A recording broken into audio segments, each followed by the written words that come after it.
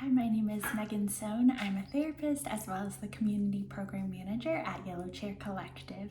And today I'm going to be talking about highly sensitive persons, reframing sensitivity from weakness to strength.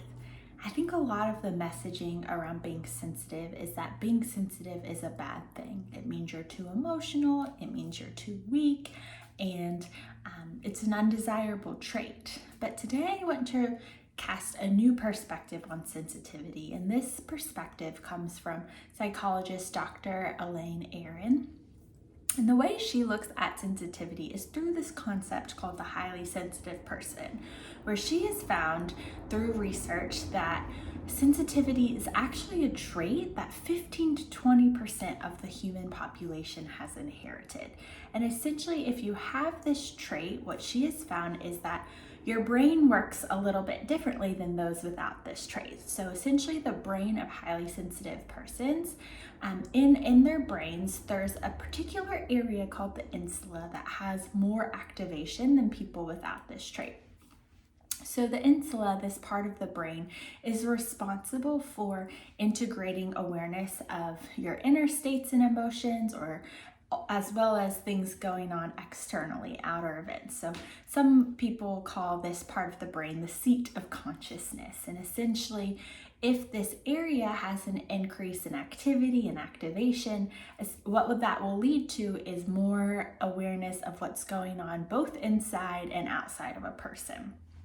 So this leads to highly sensitive persons processing things more deeply. They take in sensory information and are able to detect subtle nuances going on in the environment and within their bodies that then leads them to perceive this information at a more deep level, a more nuanced level. So it's not that highly sensitive persons have sharper senses. It's not to say that if you are highly sensitive, your ears are better or your vision is better.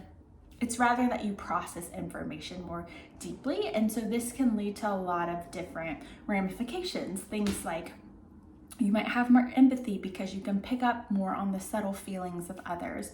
It also might lead to feeling more overstimulated when there's a lot of strong or intense stimuli around you, say a really crowded place or a noisy room or bright lights. And so there can be a lot of different implications of this. I think sensitivity can be a really wonderful thing. It can lead to more strengths than we realize. Things again like having more empathy, things like processing at a deeper level, having a deep, rich inner life, and enjoying even the small pleasures of life. Things like a warm cup of coffee or a soft blanket. You enjoy these small sensory details a little bit more, and you pick up on things that other people might miss or just not see as special.